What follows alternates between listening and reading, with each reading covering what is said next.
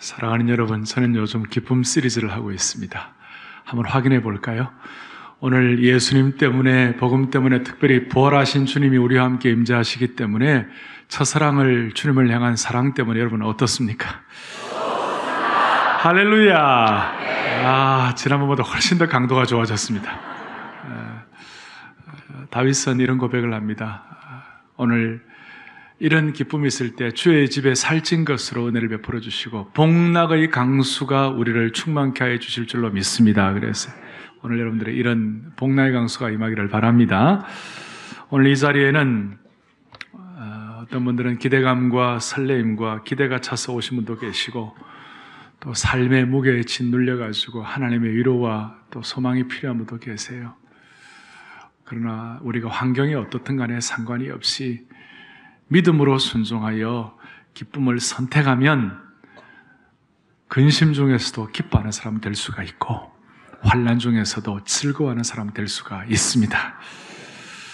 기쁨에는 두 종류가 있습니다. 첫째는 자신에게 좋은 일들이 일어날 때 환경이 좋아서 행복한 느낌이 들 때에 기뻐하는 것이 있고 또 하나는 기뻐할 상황이 전혀 아니지만 환경이 안 되는데도 불구하고 기뻐해야 한다는 사실 때문에 예수님 때문에 기뻐하기로 선택하는 거예요. 그것이 소위 순종하는 기쁨이요 믿음으로 선택하는 기쁨인 것입니다. 제가 여기에 대해서 먼저 구약의 환경이 안 되는데도 불구하고 참 기뻐한 사람이 누굴까 하고 보다가 하박국 선지자를 제가 선택을 했습니다. 오늘 신약의 요한복음 17장의 구약적인 해석이라고 말할 수 있는데 구약의 하나의 예표라고 말할 수 있습니다. 그것이 뭐냐면 하박국 1장 3절 보면 예수님 처음 있는 분들은 하박국을 호박국이라고 하는 분도 계세요. 호박도 좋은 거지만 하박국이 더 좋은 거예요. 하박국 1장 3절에 이런 말씀이 있어요. 다 같이 읽어보겠습니다. 어찌하여 내게 죄악을 보게 하시며 폐역을 눈으로 보게 하시나이까. 무슨 말씀이에요? 주위에 돌아가는 상황 자체가 죄악이 만연한 것 같고 말도 안 되는 참 오해를 당하고 어려움을 당하고 또 나라 자체가 만만하지 아니하고 참 고통이었어요. 마음이 너무 불편한 거예요. 그래서 막 하박국 입장에서는 하나님 앞에 항의하는 그런 어떤 언소라고 말할 수 있어요. 거기에 대해서 하박국 2장에서 하나님이 이렇게 말씀하세요. 뭐라고 말씀하시는가? 이 묵시는 정한 때가 있나니 결코 거짓되지 아니하리라. 비록 더딜지라도 기다리라 그랬습니다. 하박국이 지금 의인이 고통당하는 현실, 또 하나님이 왜 저것을 허용하실까? 그런 입장에 있는데 이해할 수 없는 고통스러운 상황, 자기 민족에게 들이닥친 전쟁에 대한 환상이 얼마나 심각했던지 표현이 뭐냐? 창자가 떨릴 정도로 힘들었어요. 그만큼 두려웠어요. 그런데 놀라운 반전이 시작이 되는 거예요. 그게 바로 하박국 3장 17절, 18절 잘 아는 말씀인데 같이 보시겠어요? 우리 한번 합독하겠습니다.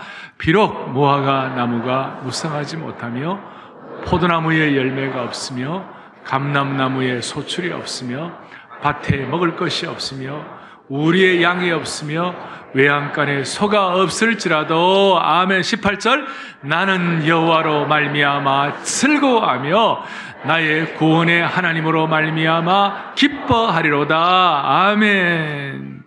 여러분, 농경사회에서, 목축사회에서 모든 추수가 불가능하고 육축이 다 사라진다면 아무것도 없다는 뜻이에요. 그런 상황에 있다 할지라도 나는 여호와 하나님으로 기뻐하고 구원의 하나님을 인하여 뭐 할 것이다? 즐거워하겠다. 이거는 엄청난 선포입니다. 엄청난 선포입니다. 그러니까 이 기쁨은 반전의 신앙 고백이고 그럼에도 불구하고 기뻐하는 상황을 표현하고 있습니다. 아무리 어려워도 결국은 하나님이 함께 하시리라는 믿음을 고백하는 것입니다. 이것이 있을 때 성숙했다 말할 수 있어요. 영적으로 신앙에 성숙하다 이런 말이에요. 그래서 저는 오늘 예배에 오신 여러분들이 영적으로 우리 모두가 다 성숙하기를 바랍니다.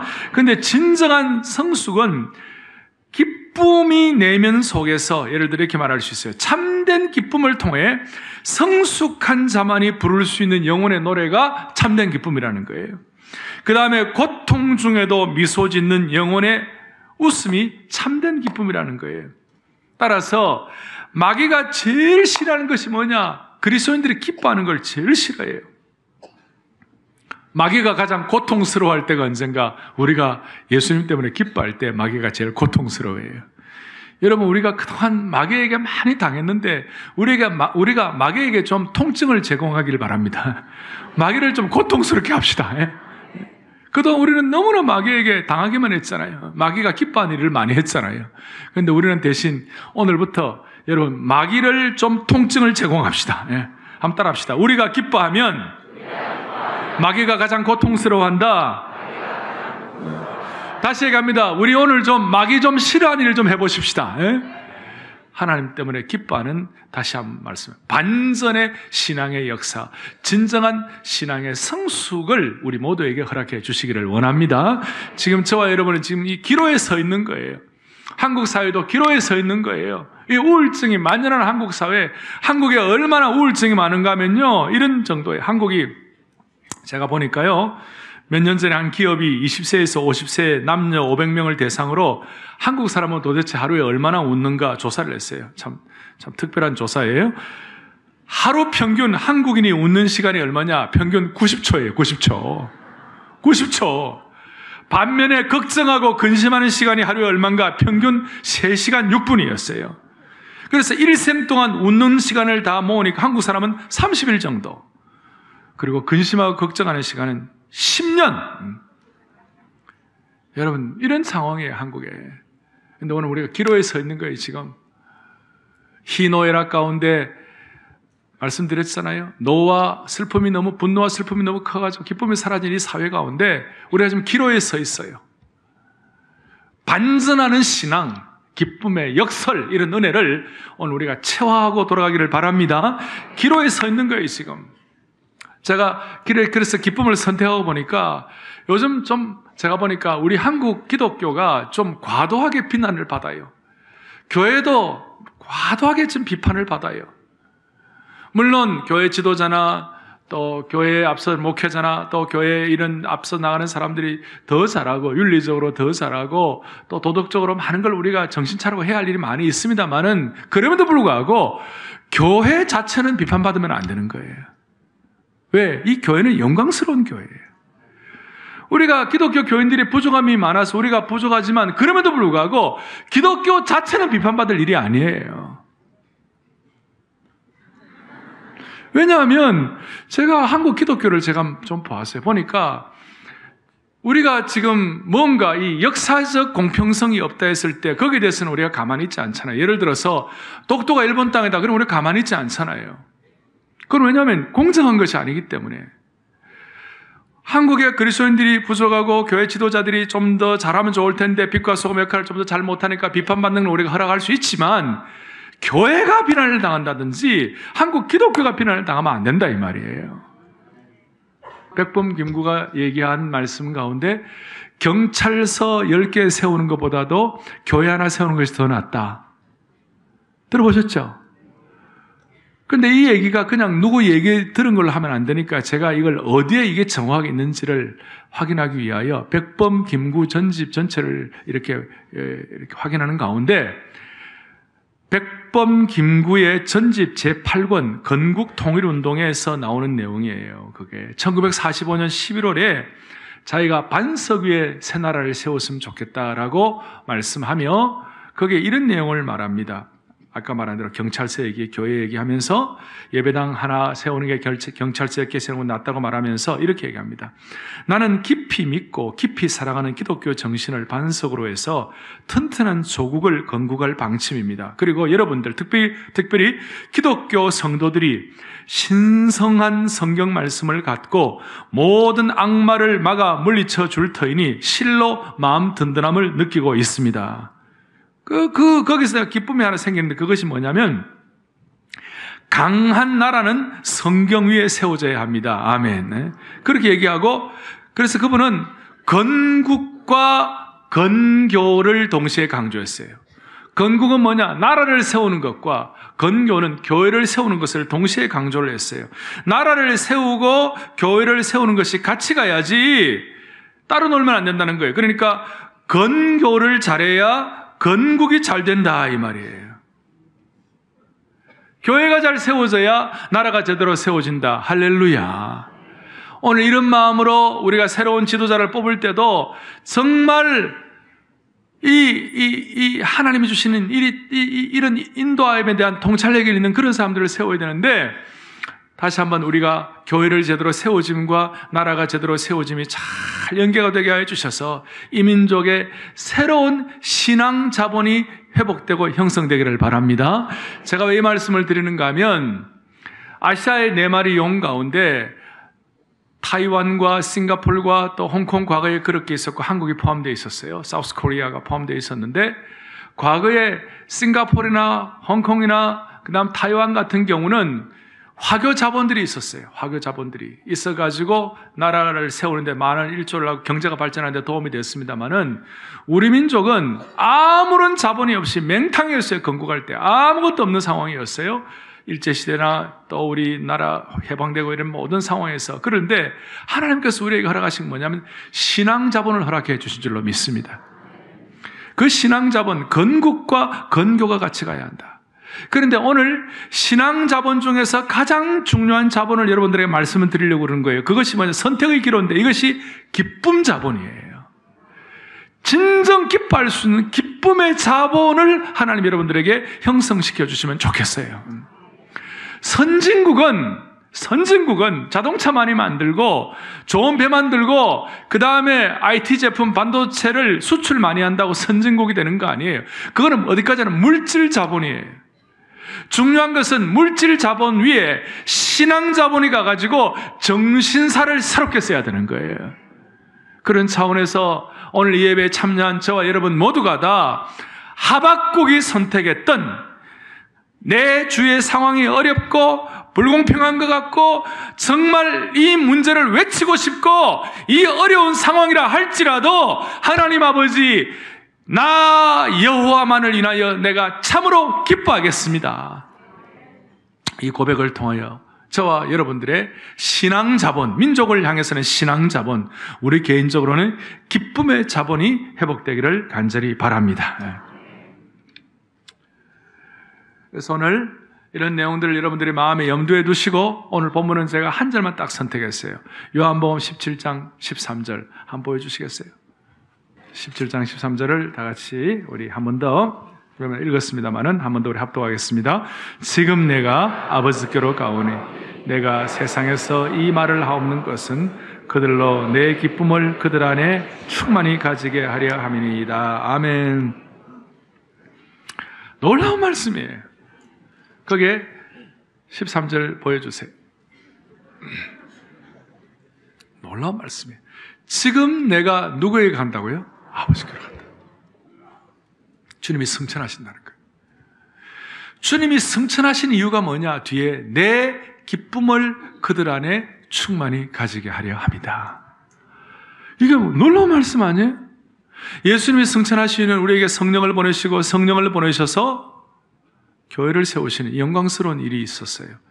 그와 같은 무게감을 가지고 주님께서 승천하신 이유가 뭐냐? 우리에게 기쁨이 충만하게 있도록. 주님이 승천하신 이유 중에 하나가 우리에게 기쁨을 계승시키기 위하여. 이 말씀을 보면서 야, 그렇구나. 예수님 때문에 기뻐하는 것이 이만큼 소중한 거구나. 하박국이 고백한 그 고백을 힘들어도 내가 고백할 때 하나님께서 우리에게 엄청난 일을 대로를 열으시겠구나. 그런 마음이 들었어요. 그 여러분 다시 얘기합니다. 주님이 승천하시는 이유 중에 하나가 여러분들에게 뭘 개성시키기 위하여 기쁨을. 우리식으로 말하면 우리 신앙의 나라에 신앙 자본의 회복이 돼가지고 그걸 기쁨 자본을 통하여 건국과 건교를 제대로 하시도록. 그래서 여러분 여기에는 두 가지 의미가 포함되어 있어요. 13절에 두 가지 의미가 포함되어 있는, 첫째는 어떤 내용이 포함되어 있냐면 예수님의 가장 큰 기쁨은 하나님 아버지의 영광을 바라보고 기뻐하셨고, 하나님 아버지의 영광 때문에 기뻐하셨고 그 하나님 아버지의 영광을 바라보면서 나중에 하나님 아버지와 함께 있는 기쁨이 무엇인지를 깨닫게 해주셨습니다. 그러니까 하나님 아버지의 영광을 바라보는 자는 하나님 아버지와 함께 있는 기쁨을 허락해 주시는 것입니다. 이걸 여러분들의 마음에 오늘 염두에 좀 두세요. 그래서 히브리서 12장 2절을 다 같이 보겠습니다. 같이 우리 합독하죠. 믿음의 주요 또 온전하게 하시는 이인 예수를 바라보자. 그는 그 앞에 있는 기쁨을 위하여 십자가를 참으사 부끄러움을 개의치 아니하시더니 하나님 보좌 우편에 앉으셨느니라. 놀라운 말씀이에요.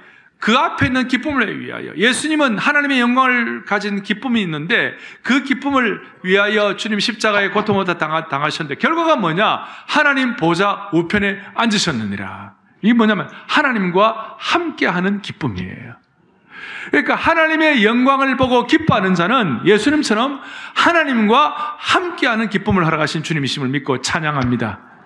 이것이 놀라운 깨달음을 여러분들이 허락해 주셔야 되는 거예요. 무슨 뜻인가 하면 이런 뜻이에요. 여러분 만약에 남편과 아내 사이에 이런 대화가 왔다 갔다 한번 생각해 보세요. 남편이 아내에게 물었어요. 여보, 당신은 인생 가운데 언제 제일 행복해? 남편이 물었어요. 아내가 서슴없이 명품백 사줄 때. 그러면 좀 남편이 좀 그렇겠죠, 그죠? 예? 그거 아니잖아요. 그런데 만약에 아내가 이렇게 대답했다고 말합시다. 언제 제일 행복해? 그러면 아내가 여보, 나는 당신과 함께 있으면 제일 행복해.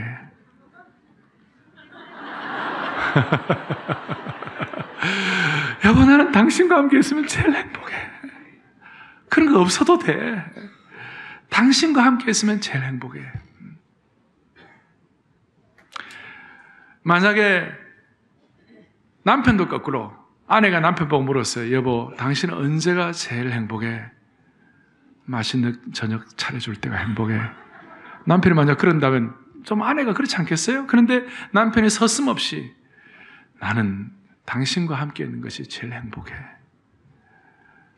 여러분, 그게 진짜 아니에요? 그게 성숙한 수준 아니에요? 벌써 나이가 드셔서 이런 거 다 사라지셨어요?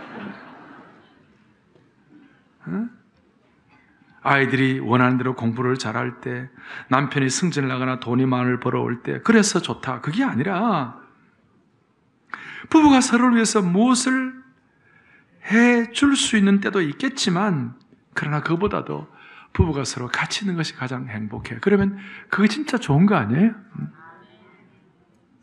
나이가 들어서 무슨 그런 일이 있겠느냐고. 그러면 안 되는 거 아니에요, 지금? 부족한 인간의 상황을 들어서 지금 설명을 제가 하는 거예요. 인간도 이럴지인데 우리 하나님은 완전히 다른 차원, 이렇게 말할 수 있어요.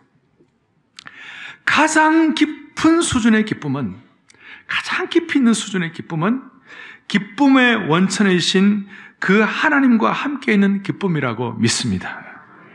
그리고 가장 깊고도 진실된 기쁨은 하나님 그분 자체에서 나오는 기쁨입니다. 아멘이죠. 이게 가장 깊은 기쁨이고 가장 높은 수준이에요.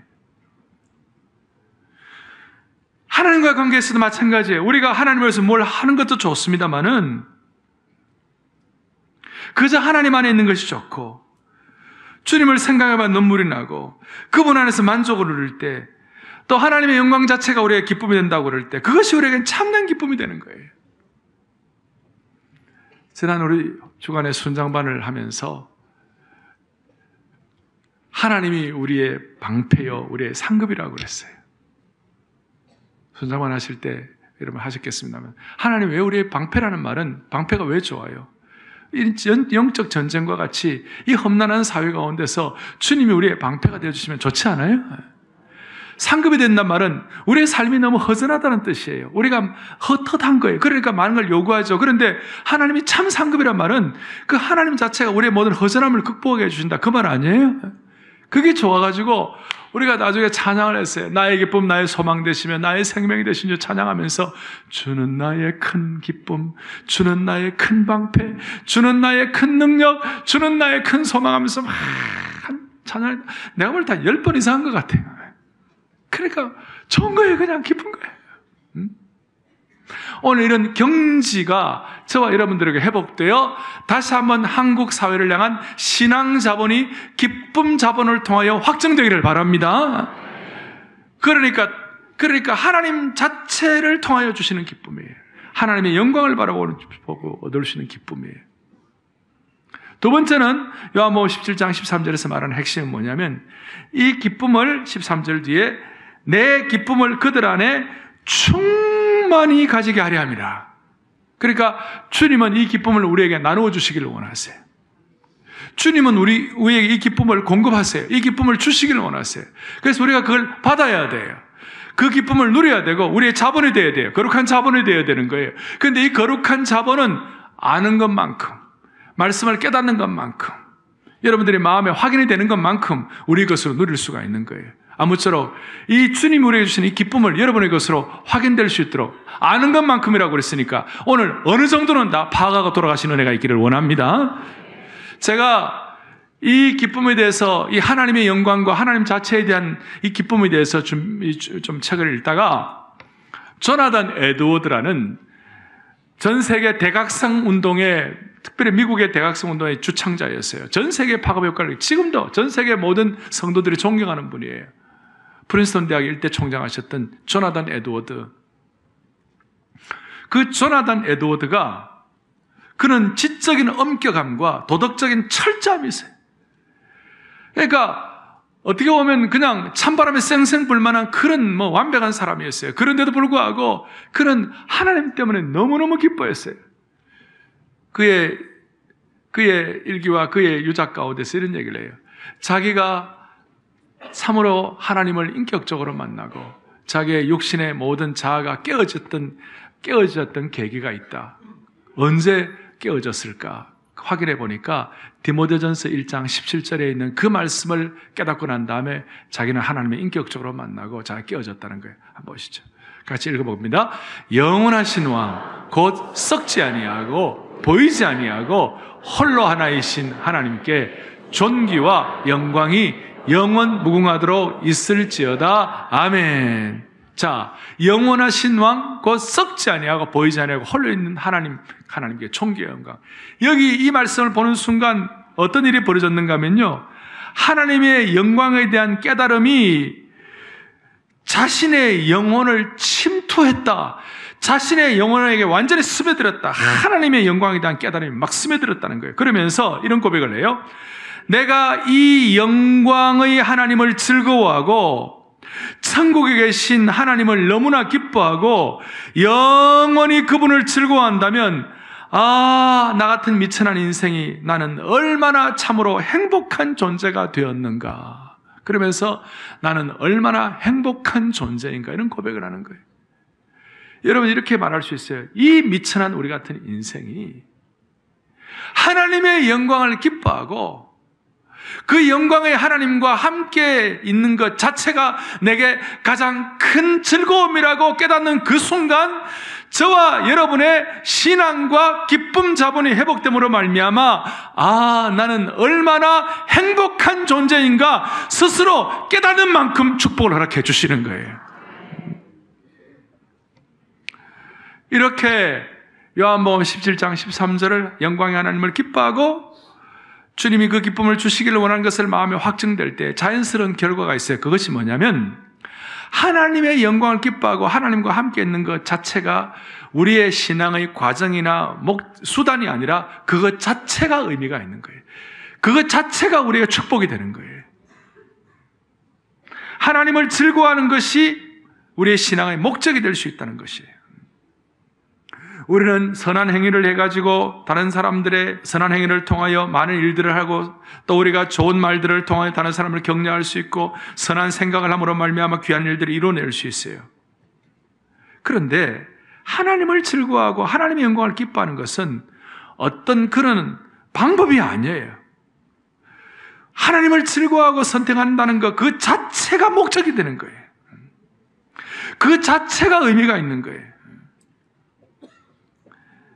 다시 얘기합니다. 하나님을 기뻐하고 즐거워하는 것은 그 자체가 목적이지 더 나은 무엇을 하기 위한 수단이 아니라는 거예요.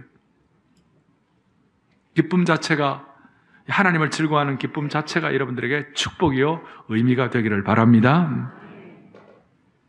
예를 들어 아까 말씀한 대로 저와 여러분들의 남편 되신 여러분들이 아내의 인격을 즐거워하는 것이 아내에게 뭔가 대가를 얻기 위해서 하는 것이라면 그건 제대로 기뻐하는 것이 아니죠. 내가 아내를 기뻐하면 아내가 나에게 더 잘 헌신하고 희생하고 봉사할 거야. 그리고 좋은 저녁을 준비해 줄 거야. 여러분, 이렇게 해가지고 아내와 함께 있는 것이 기뻐하다고 그런 말하면 그건 안 되는 거죠. 그건 수단이 아니라 기쁨 자체가 의미가 있다는 거예요. 자식하고 놀아주는데요. 자식하고 같이, 아이들하고 같이 시간을 보내는데, 부모가 같이 시간을 보내는데, 내가 이렇게 시간을 보내면 우리 아이가 앞으로 나에게 심부름을 더 잘해줄 거야. 여러분, 그래 기대하고 자식과 공놀이하고 놀아준다면 그건 엉터리죠. 자식과 함께 있는 것 자체가 귀하다 이 말이에요.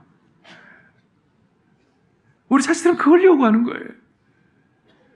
하물며 인간사가 그럴진데 하나님의 일은 더 영광스럽다는 거예요. 이 신앙 자본의 문제는 더 영광스럽다는 거예요.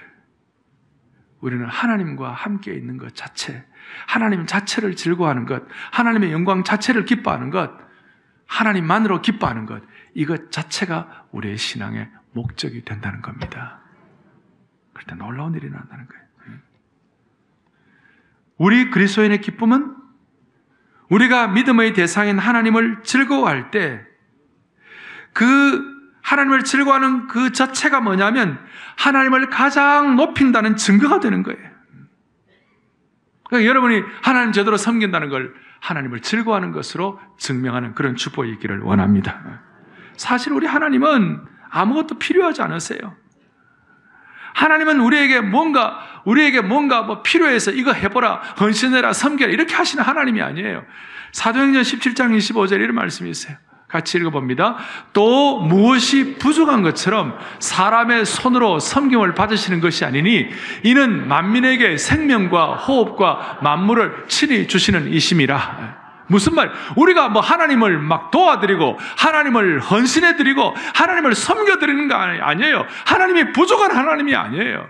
우리가 그거 아무것도 안 해도 하나님은 전혀 부족함이 없고 하나님은 전혀 불편함이 없어요. 그런데 하나님이 언제 제일 좋아하시는가? 하나님 영광을 기뻐하고 하나님 자체를 기뻐하고 하나님의 존재 자체를 감사하고 하나님의 임재를 우리가 감사하고 기뻐하고 즐거워하고 찬양할 때 그 자체가 하나님에게는 제일 귀한 것이 된다 이 말이에요. 다시 우리 하나님 부족한 것이 없으세요. 오늘 이 은혜가 우리에게 있을 때 이제 우리가 적용해야 할 것이 있어요. 첫째 적용이 뭐냐? 적용을 이렇게 할 수 있어요. 제가 여러 가지들 말씀을 드렸고 목적이라고 말씀드렸어요. 이제 적용을 하겠어요. 적용이 뭐냐? 여러분 인생도요. 열심히 일하자. 그냥 막 땀 흘려 일하자. 이 구호보다는 무슨 구호가 더 나아요? 즐겁게 일하자. 기쁘게 일하자. 이게 더 나아요. 신앙도 마찬가지인 것 같아요. 주님을 위해 헌신하자. 주님을 위해 충성하자. 죽기까지 봉사하자. 이거보다는 하나님을 기뻐하면서 즐겁고 감사하게 일하자. 이게 더 낫지 않아요? 지난 수요일 날 우리 교회가 임직 헌신 예배를 드렸어요. 임직 헌신이라는 것은 아주 심각한 용어예요. 충성의 용어예요. 근데 그날 무슨 일이 있었냐면 우리 엘더스 중창단, 우리 교회 장로님들 중창단이 탁 나와서 찬양을 했어요. 프로페셔널한 건 아닌데 나와서 찬양하는데 놀라운 일이 벌어졌어요. 장로님들이요 찬양하는데 너무너무 기쁘게 찬양하는 거예요. 나는 이러면서 기쁘게 찬양하고 막 이거 쳐가면서 막 찬양하는 거예요. 그 즐겁게 찬양하는 그걸 보면서요 우리 온 교인들이 다 행복했어요. 참석 안 한 분들은 모르겠지만 행복했어요. 그래서 제가 이런 얘기를 하고 싶어요. 우리 교회 장로님들이 우리 교회를 위해요 잘한 일들이 많은데 내가 볼 때 그날 저녁 제일 잘한 것 중에 하나예요. 본인들이 하나님 때문에 기뻐하고 즐거워하니까 보는 사람 전체가 행복한 거예요. 우리가 주님을 위해 헌신하자, 희생하자도 좋지만 즐겁고 기쁘게 주님을 섬기는 것이 참으로 소중한 거예요. 그런데 이 놀라운 진리가 똑똑하고 그다음 무슨 얘기하면 얘기하고 이런 사람들에게는 이 진리가 잘 인식이 안 되고 순수하고 또 소박하고 마음이 이렇게 좀 피요한 이런 사람들에게 이것이 잘 인식이 되는 거예요. 이 제 얘기가 아니고 예수님이 그렇게 말씀하시는 거예요. 기쁨과 즐거움과 천국의 은혜는 어린아이같이 순수하게 마음이 열려진 사람들에게 이 비밀이 더 깨달아지고 소위 지혜롭고 슬기 있다고 하는 사람들, 대제사장, 서기관, 바리새인과 같은 그 지도자들에게는 이 기쁨의 진리가 감추어져 있다는 거예요. 우리식으로 말하면 학자들, 많이 배운 분, 세상을 판단하고 이끌어가는 그분들에게는 오히려 기쁨을 숨기시고 어린아이같이 순수한 사람들, 토달지 않는 수용하고 용납하는 사람들에게는 이 기쁨이 물밀듯 밀려 들어오는 것입니다. 그래서 오늘 여러분, 하나님의 영광을 기뻐하고 하나님과 같이 있는 것 자체가 기쁨이라고 생각하는 그 순수함을 회복하여 기쁨 자본의 놀라운 참 획득이 있는 여러분 되기를 바랍니다.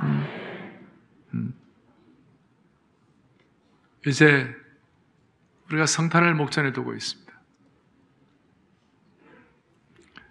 성탄이 시작되면서 복음의 신비가 나타났습니다. 구약에도 하나님의 경륜을 펼쳤습니다. 복음의 신비가 나타나는데요. 이 복음의 신비와 기쁨을 하나님께서 누구를 통해 먼저 깨닫게 하셨는가? 누구의 것으로 확인되게 하셨는가? 예루살렘의 그 놀라운 학자들과 그 놀라운 지도자들에게 허락하지 않으시고 목자들, 그 당시에 가장 하층민들, 무시당하는 사람들, 그 사람들에게 이 하늘의 기쁨과 능력과 신비를 먼저 깨닫게 하셨어요. 그래서 지극히 높은 곳에서는 하나님께 영광이요, 땅에서는 기뻐하심을 입은 사람들 중에 평화로다. 그 고백을 예루살렘의 대학자가 하는 것이 아니에요. 누가 하는 거예요? 목자들이 먼저 하도록 그렇게 만들어주신 이 복음의 기쁨과 신비를 찬양합니다. 기뻐하심을 입은 사람들 중에 하나님의 영광을 바라보고 하나님과 함께 있는 것이 가장 큰 즐거움이라고 생각하고 하나님과의 영적 교제가 내게는 참으로 축복이라고 생각하는 그 사람들을 통하여 그것이 기뻐하심을 입은 사람들에게는 마음속에 진정한 평안과 능력을 허락해 주신다는 것입니다. 여러분, 이것을 적용하셔야 돼요. 그래서 이 적용이 여러분들의 것이 되기 위하여 제가 오늘 한 가지 말씀을 드리고 가요. 그것이 뭐냐면 기쁨은 인격체이지 무인격체가 아니라는 겁니다. 기쁨은, 이 얘기는 벤 패터슨이라는 분이 이 얘기를 했는데, 기쁨은 인격체, a person이지 무인격체, a thing이 아니라는 거예요. 이 기쁨이 인격체라는 말은 어떤 뜻인가 하면 내면의 인격으로 나타난다는 거예요.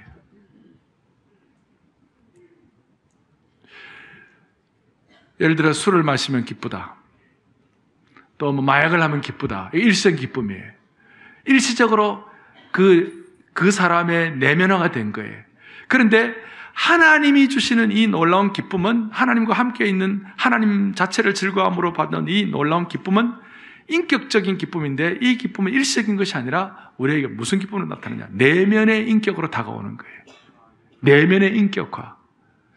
제가 포항 기쁨의 교회 박진성 목사님 얘기했는데, 그 교회는 이 내면의 기쁨을 많이 강조합니다. 그런데 저는 이 기쁨의 인격인데, 이 기쁨의 인격화가 내게는 내면의 기쁨으로 되고 나면 무슨 일이 벌어지는가 하면요, 이 내면의 기쁨이 일상적인 기쁨, 매일매일 삶의 현장에서 기쁨으로 나타난다는 겁니다. 이런 뜻입니다.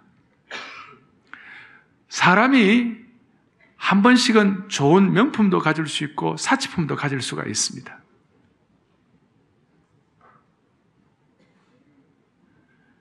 영적으로도 마찬가지입니다. 변화산상에서 베드로와 야고보와 요한이 엄청난 영적인 절정을 맛보았습니다. 너무너무 좋아가지고 내려가기가 싫은 거예요. 일상의 삶을 살기가 싫은 거예요. 여기 집 짓고 살자 그러니까 주님이 아니야, 내려가야 돼. 밑에 가니까 귀신 들린 자가 기다리고 있어요. 현실은 팍팍해요. 그러니까 우리에게도 마치 우리 자매들이 평생에 한 번쯤은 좀 사치한 옷도 입을 수 있고 사치한 백도 하나 가질 수 있잖아요. 그건 뭐 죄는 아니잖아요. 그죠? 예? 그것이 좀, 그러나 여러분들의 집에 모든 걸 명품백으로 막 도배할 수는 없잖아요. 그러니까 우리가 영적인 큰 사치품처럼 특별한 특세를 통하여 아니면 뭐 주님과의 만났을 때 특별한 하늘의 기쁨과 하늘의 능력을 우리가 가질 수 있어요. 그건 마치 우리가 사치품을 갖는 것과 똑같아요. 그런데 일상의 삶에서 필수품이 우리가 필요한 거예요. 매일매일 삶의 현장에서 우리에게 필수품이 필요한 거예요. 그래서 여러분들은 이 기쁨의 인격이 내면화가 된 것이 우리에게 일상의 삶 가운데서 특수한 물건이 아니라 필수한 물건이 될 수 있도록 하나님 은혜를 주시기를 바랍니다. 제가 좀 어려운 얘기인데 여러분들 이걸 소화시키면 좋겠어요. 자, 기쁨은 인격이라고 그랬어요. 그리고 이것이 여러분 내면화되어야 되고, 이 내면화된 것이 한때의 특수성이 아니라 일상성으로 매일매일 삶의 현장에서 여러분들에게 필수품으로 다가오기를 바랍니다. 이것이 얼마나 소중한가 하면 일상의 필수품으로 생각되는 사람들에게 하나님께서 일상의 기쁨의 눈을 뜨도록 만들어주시는 거예요. 무슨 말이냐? 마태복음 6장에 오면 솔로몬의 모든 영광으로도, 들꽃을 보면서 솔로몬의 모든 영광으로도 이 꽃 하나만 못하다 그랬어요.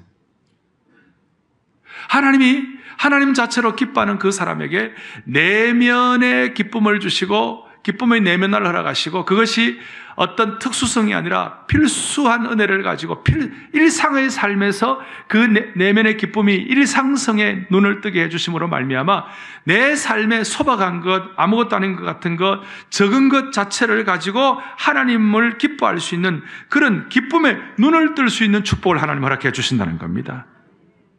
그러니까 우리가 살아 숨쉰다고 살아있는 게 아니고 날마다 일상의 현장에서 작은 기쁨의 호흡을 하는 자가, 일상에서의 기쁨을 발견하는 자가 살아있다, 이렇게 말할 수 있다는 거예요. 그래서 여러분, 일상의 기쁨에 눈을 뜨는 사람은 우리의 일상에 하나님께서 점점이 박아놓으신 보석 같은 기쁨을 보는 눈을 뜨게 해 주십니다. 이것이 우리의 삶의 질을 급상승시키는 것입니다. 하나님의 영광을 바라보고 기뻐하고 하나님과 함께 있는 것 자체가 큰 기쁨이 되는 사람에게 기쁨을 인격화시켜 주시고, 그것이 내면의 기쁨을 갖게 하시고, 그것이 일상의 기쁨을 갖게 하시면 적은 것, 아무것도 아닌 것 같지만 우리 주위에 일어나는 많은 일들에 대해서 기뻐할 수 있는 기쁨의 영안을 열어주시는 주님을 찬양합니다. 이것이 신앙의 자본입니다. R.T. 켄달이라는 목사님이 계십니다. 이 목사님은 말틴 로이드 존스 목사님의 후임입니다. 말틴 로이드 존스 목사님은 세계적인 설교가입니다. 위대한 교회 지도자입니다. 그분이 은퇴하시고 R.T. 켄달 목사님이 후임이 되었습니다. 그러니 여러분들, 그분의 R.T. 켄달 목사님 짐이 얼마나 크겠어요? 저하고 비슷했습니다. 얼마나 짐이 크겠어요? 근데 이분이 그 짐 가운데 그 모든 짐을 이겨낸 그분의 어떤 고백이 있는데, 그것이 뭐냐면, 나는 일상의 기쁨을 주님 앞에서 발견하기 위하여 잠자기 전에 10분 동안 우리 하나님 자체를 찬양했다. 우리 하나님을 경배했다. 하나님을 기뻐했다. 아침에 일어나서 아내와 함께 손을 잡고 15분 동안 하나님을 찬양했다. 그것이 어느 정도 이렇게 생활 현장에서 익숙해지고 시작한 다음부터 하나님께서 적은 것, 남들이 보지 못할, 남들이 쉽게 기뻐할 수 없는 적은 것 가운데서도 기뻐하도록 만들어줬다. 예를 들어서 좋은 책을 만나게 하신 것 감사합니다. 또 좋은 후배가 있는 것 감사합니다. 좋은 믿음의 선배들을 감사합니다. 영국 시민이 된 것 감사합니다. 그래도 어느 정도 건강 주셔서 이렇게 설교할 수 있는 것이 감사합니다. 하여튼 이것을 찾는 거예요. 그래서 기쁨이 막 회복되는 거예요. 오늘 하나님께서 우리에게 어떤 사치품도 주실 때가 있지만, 특별한 기름 부음이 있을 때가 있지만, 사소한 것, 적은 것, 그 가운데서 아내와 함께 기뻐하고 주님 찬양하고 경배하고 하나님 자체로 기뻐함으로 말미암아 여러분들의 전후좌우를 하나님의 기쁨이 둘러주시기를 원합니다. 오늘 사도 요한은 이걸 깨달았고, 사도 베드로는 구약의 다윗의 간절한 기쁨의 고백을 자기 것으로 삼아가지고 오순절 성령 강림의 역사가 있자말자 사도행전 2장의 10편, 16편, 11절의 고백을 했습니다. 이게 성령의 역사하고 기쁨 자본이 회복된 사람에게 주시는 공통적인 고백이라고 말할 수 있습니다. 같이 우리 크게 합독하도록 하겠습니다. 크게 합독합니다. 주께서 생명의 길을 내게 보이시리니 주의 앞에는 충만한 기쁨이 있고 주의 오른쪽에는 영원한 즐거움이 있나이다. 아멘. 이 주님의 영광을 바라고 기뻐하고 이 주님과 함께 교제하는 것을 기뻐하는 사람에게는 여러분들의 앞을 충만한 기쁨이 앞서갈 겁니다. 여러분들의 오른쪽에는 영원한 즐거움이 기다리고 있을 것입니다. 전후좌우를 기쁨이 여러분들을 사로잡을 것입니다. 우울증이 가득한 이 사회 가운데 기쁨의 전도사가 되기를 간절히 바랍니다. 할렐루야. 가슴에 손을 얹겠습니다. 간절한 마음으로 제가 기도하겠습니다. 하나님 아버지 감사합니다. 오늘 이 말씀이 우리 모두에게 확인되게 도와주시기를 원합니다. 우울한 이 시대 가운데서 또 수많은 양극화가 일어나가지고 고통하는 이 시대 가운데서 우리 모두는 다 기쁨의 인격화, 기쁨의 내면화, 기쁨의 일상성을 가지고 남들이 보지 못하는 보석 같은 눈을 가지고 날마다 기쁨의 격을 지킬 수 있도록 은혜를 베풀어 주시옵소서. 전후좌우를 기쁨이 둘러주실 것을 믿사오며 예수 그리스도 이름 받들어 기도 올리옵나이다. 아멘.